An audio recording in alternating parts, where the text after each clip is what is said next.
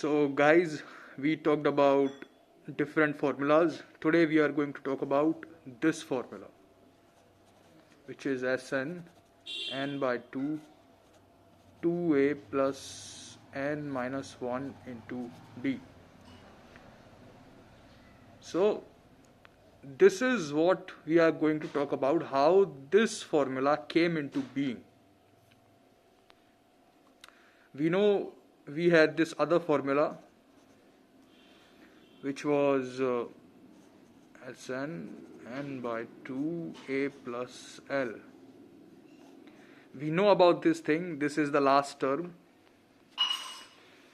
Before this, I think there is a chain, and that is what we should talk about. This chain itself, there are 4 formulas in that chain, which is sum of nth term and the average formula itself, which was the first formula, and it goes like this: a plus L by 2. First term plus last term, if you divide it by 2, you get the average for arithmetic progressions.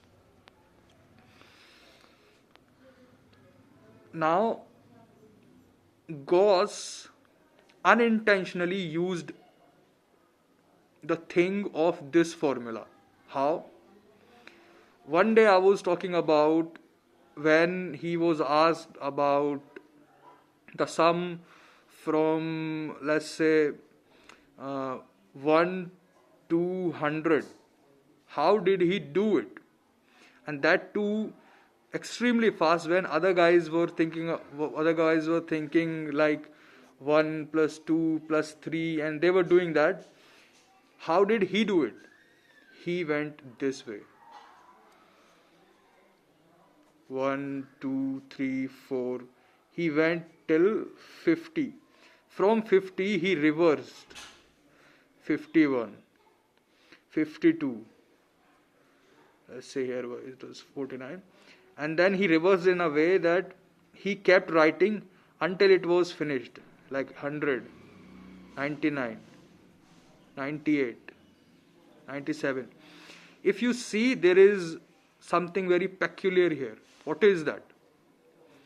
You get 101 every time. You are getting 101. And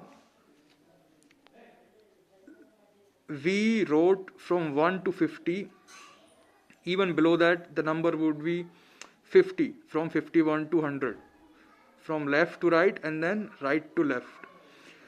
So there are 50 pairs of 101. 50 pairs of 101, and then he got the answer that it would be 5050. How did Gauss use sum of nth term? By using this formula. And or you can say how average formula made this formula. Now we know one thing, which is average is equal to sum of all the quantities upon number of quantities, and it is equal to n by 2a plus L. So sum of all the quantities would be, or sum of n numbers, you can say, it would be denoted by Sn, and then a plus L by 2. A plus L by 2. Now this is number of quantities, it means n. We would divide it by n. That's how we get the sum of nth term. Now we will talk about, from here we got this formula, this one. So from here, how did we reached to this shit? If you look clearly, then you would find n by 2 is n by 2, it is there, a is also there. Something happened to L and it became this. Now L is the last term. L is the last term, and the formula for last term is a plus n minus 1 into d. Now we talked about this is the pattern. This is the special pattern in the series where we want to find about the nth term. So we use this formula, and this is also the last term. We would later talk about how only the nth term is the last term when it can be other term as well, but we will talk about that later. So you put the value of L in a plus L, not in a plus L, in L only, and see what you get. Sn a plus 4, we would actually put the value of L and in this place at L. See what we get. A plus n minus 1 into d into n by 2. Now we get 2a plus n minus 1 into d n by 2. See, it is this easy. We got the same formula again. So that's how we get this formula.